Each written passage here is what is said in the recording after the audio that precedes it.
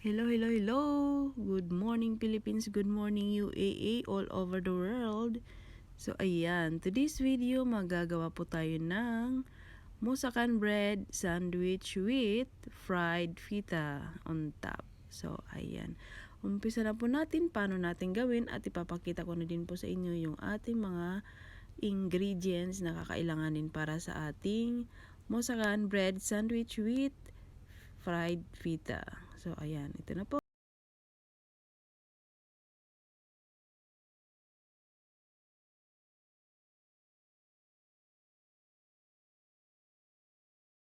Natin gagawin ay magbo-boil tayo ng ating chicken. So, ito yung ating chicken. At maglalagay lang din po tayo ng salt at saka black pepper. So, ayan. Hayaan natin mag-boil siya o maluto yung ating chicken. So, ayan.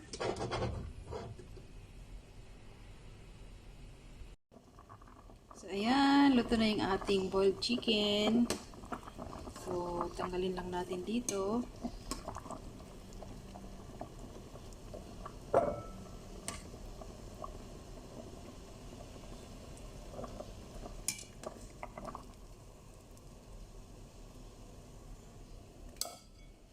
I-rice muna natin hanggang sa lumamig yung ating chicken bago natin i-himay-himayin. So, ayan. So, ayan. Ito na yung ating na-boil na chicken. So, napalamig na din na po natin. So, ngayon, ang gagawin na natin ay ihimay-himayin lang natin yung ating chicken o shredded natin yung ating chicken. So, ganyan po lahat yung gagawin natin. Medyo maliliit lang siya. Ayan, tanggalin lang natin lahat. Himay-himayin natin lahat.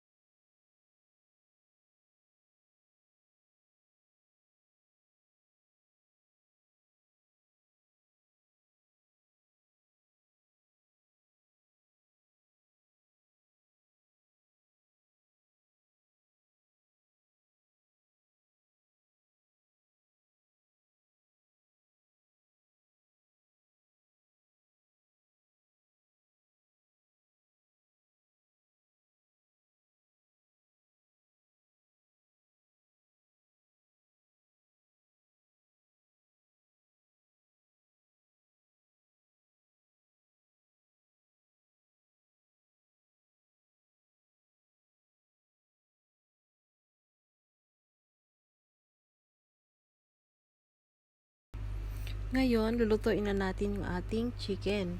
So, ayan, prepare na natin yung pan at isusutay na natin to.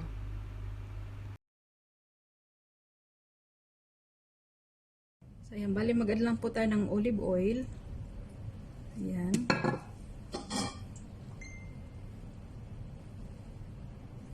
So, ayan, bali papray muna natin yung ating pine nuts.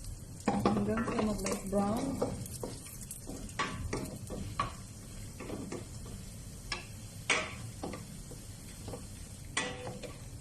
So, ayan, light brown na siya. So, tanggalin muna natin. So, ngayon, continue lang natin i-saute yung ating onion dito.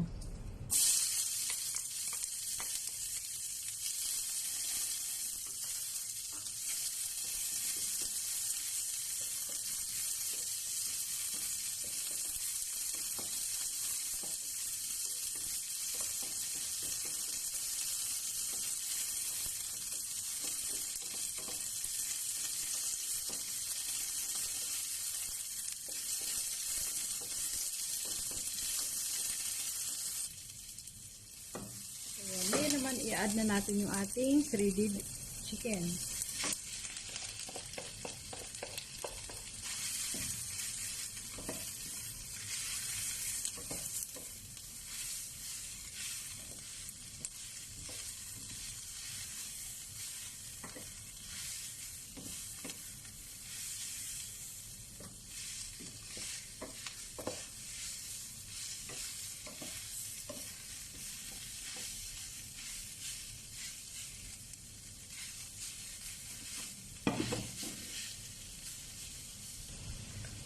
mag-add naman po tayo ng ating cinnamon powder. Cinnamon powder, lalagay tayo ng half teaspoon.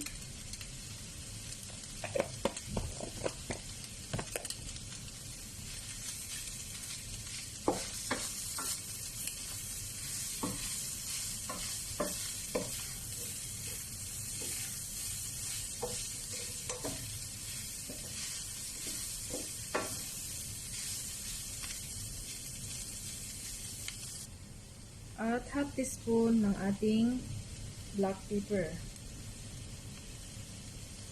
Yan.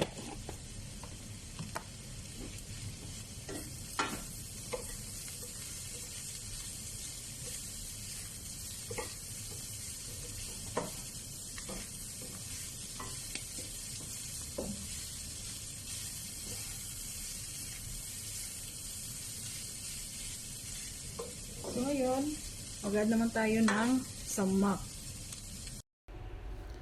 So, ayan. Mag-add naman po tayo ng ating samak. So, yung ating samak, maglalagay po tayo ng 1 to 2 tablespoon. So, mga 1 tablespoon muna ilalagay natin at mag-add na lang po tayo maya-maya. Ayan, i-mix lang din muna natin.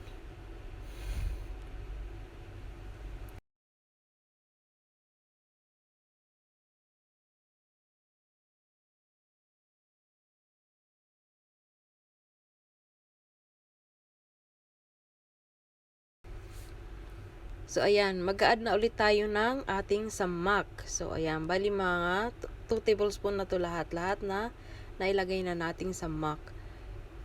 Mas masarap din kasi pag medyo marami-rami yung samak kasi medyo maasim-asim yung ating chicken. So, ayan, i-mix lang din natin ng maigi para mahalo na natin yung ating samak sa ating chicken. So, ayan, ganyan dapat siya. So, ngayon, itabi muna natin. So ngayon naman ay ipa-flatten natin yung ating bread.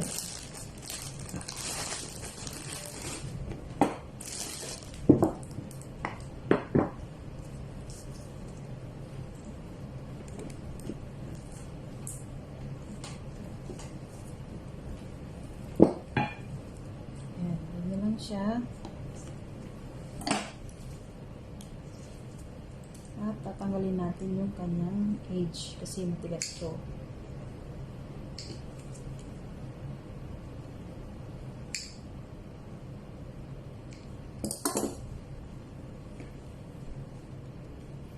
Ayan.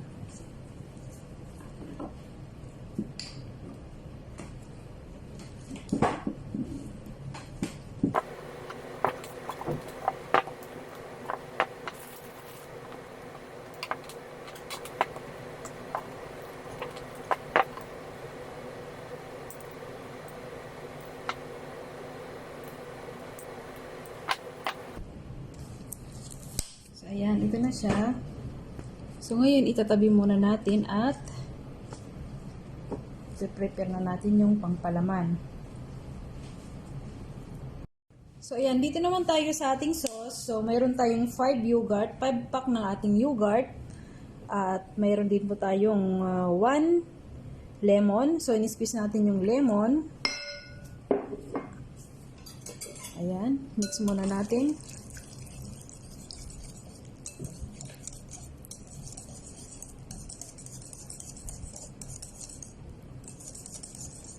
Ang ating 1 teaspoon ng ating flour.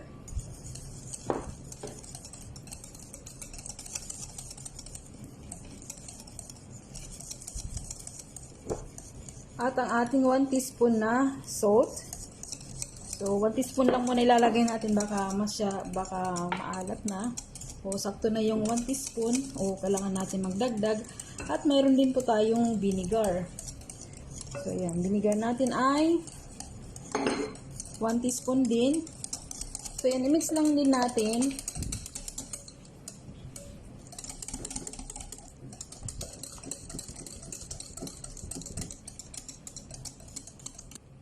At mayroon din po tayong hummus tahina o hummus. So yung ating hummus is 1 can na maliit. So yan, i-mix lang din natin. Mix it all.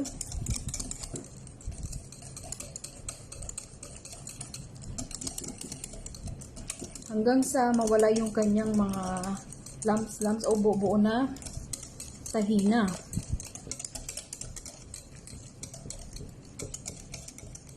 So, ayan, tikman muna natin kung sakto na yung ating salt.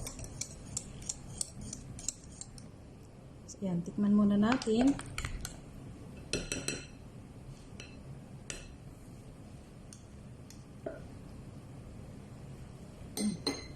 So, ayan, okay na. So, hindi na tayo mag-a-add ng salt. 1 teaspoon ng ating salt.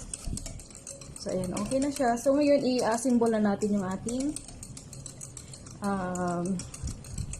sammak sandwich at saka yung kanyang ibang ingredients. Ayan, okay na siya. So, separate muna natin.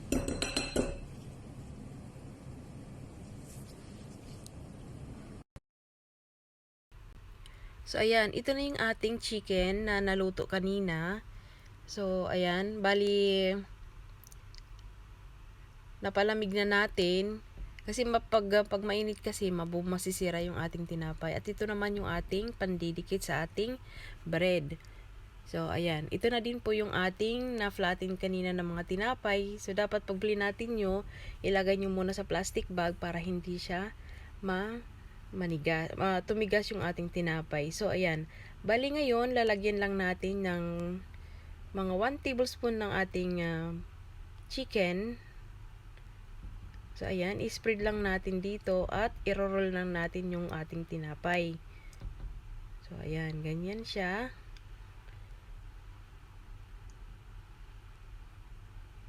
At kukuha naman tayo ng ating cheese. So, ayan.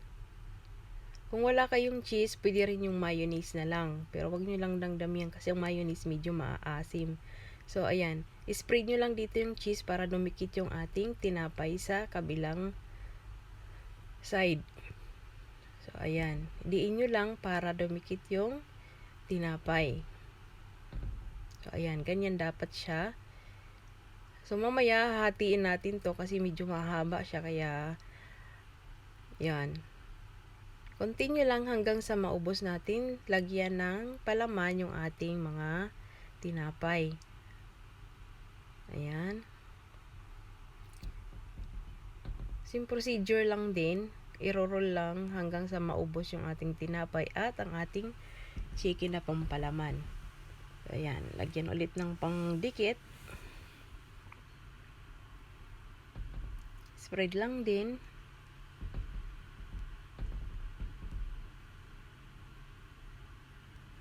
At i-roll at diin lang para dumikit yung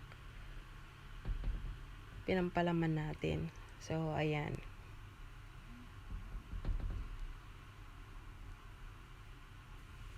Continue lang natin.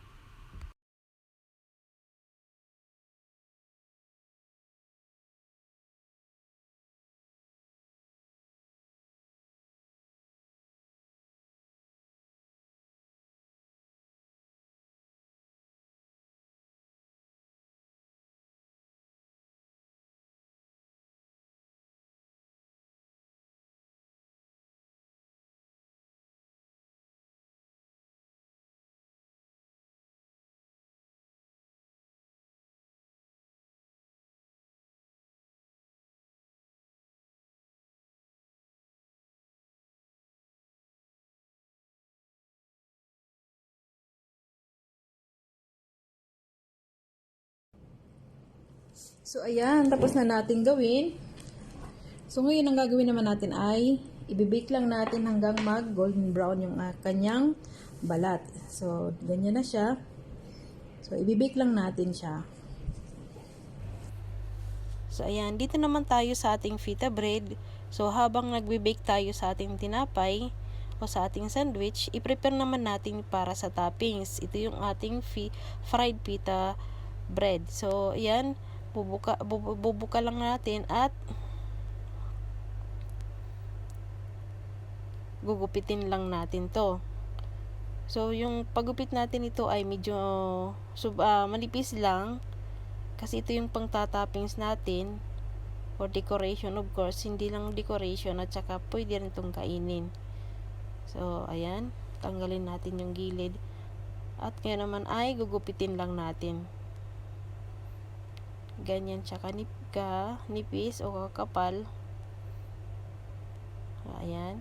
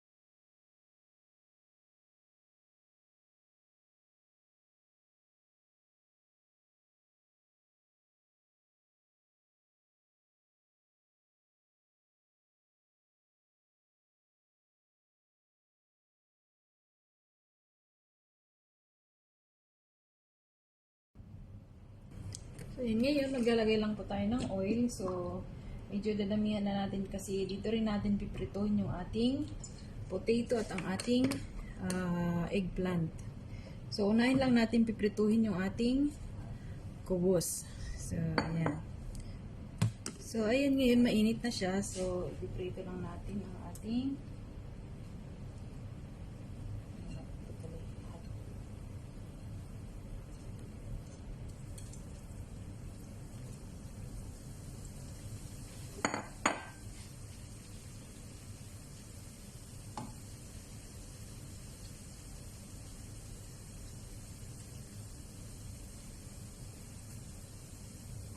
hanggang sa mag light brown yung ating kubos. Then pita bread.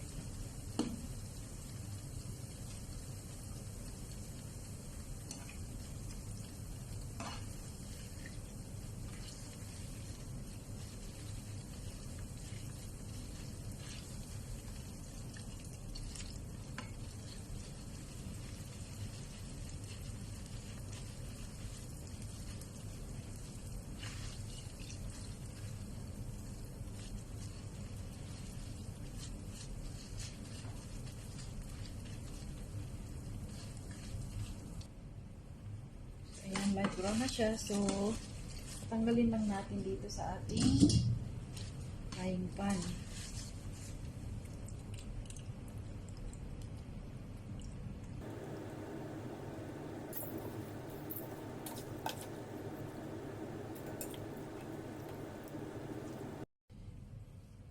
So, ayan. Ngayon, continue natin. Ipapry naman natin yung ating potato. Hanggang sa mag light brown lang din.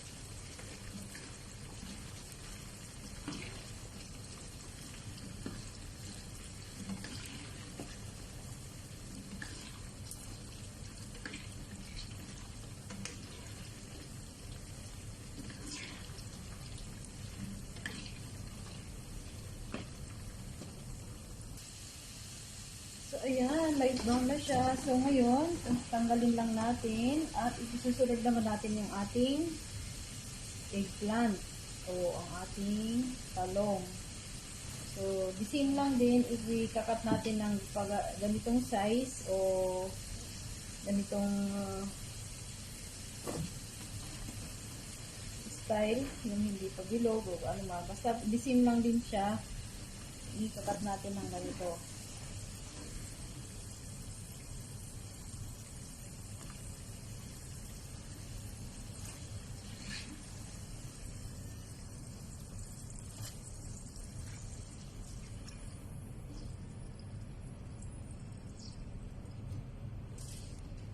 So, ayan. So, ayan. Ito naman yung ating eggplant. So, same lang din. Piprituhin natin hanggang sa mag-light brown.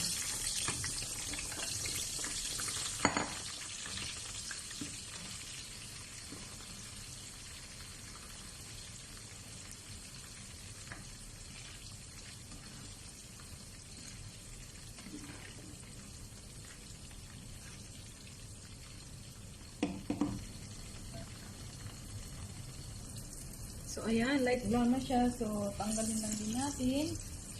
At ipiprepare na natin yung ating pampalaman sa ating bread or sa mock bread.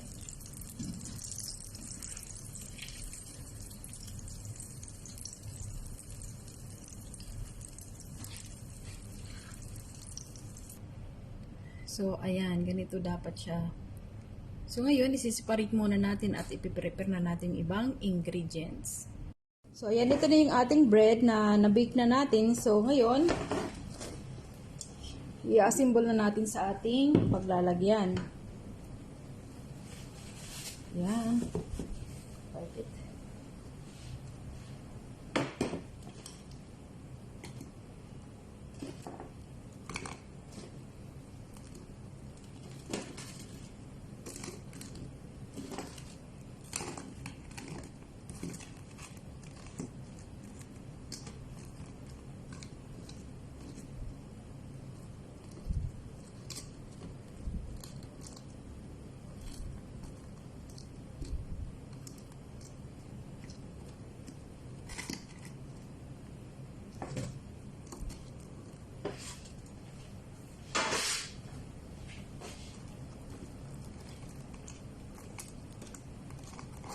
So, ayan.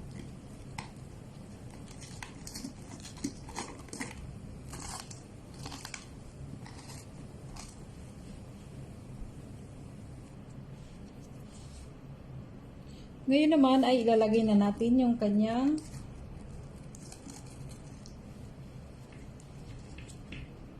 fried potato. Ilang natin sa middle.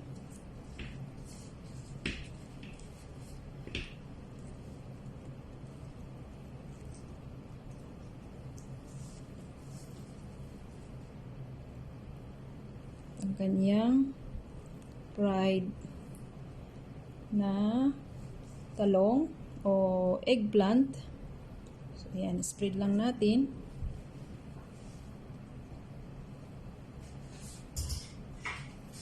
At ngayon naman ay maglalagay muna tayo ng sauce. So, ayan, ito na yung ating na-prepare na sauce kanina. So, maglalagay tayo ng sauce.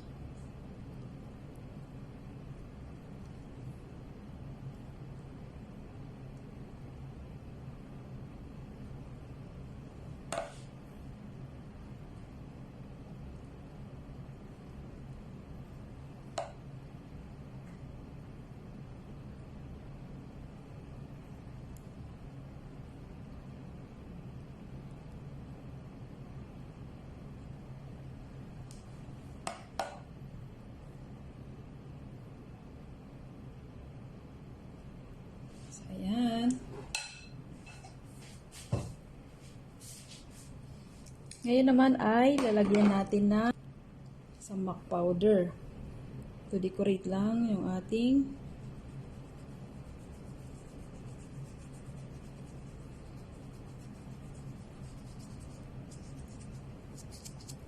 ayan. Ngayon naman ang ating parsley.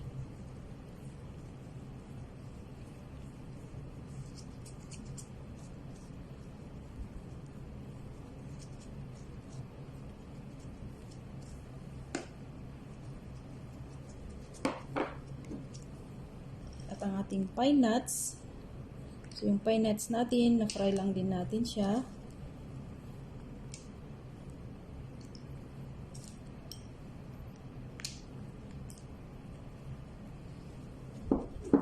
At ngayon naman ay ilalagay na natin yung ating fried na pita bread o kubos. So, ilalagay lang natin dito sa top for decoration.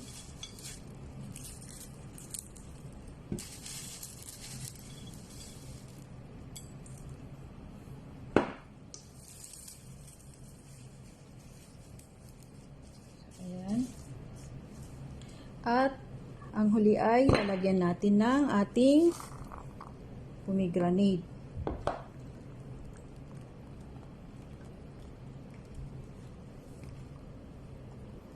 So, ayan.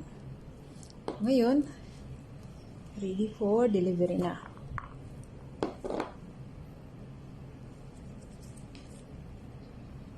So, ayan. Ito na. Tapos na yung ating masakan sandwich with fried feta bread sa top. So, ayan. Ready for delivery na. So, ayan. Bye-bye na muna. Hanggang dito na muna ulit ang aking vlog ngayon.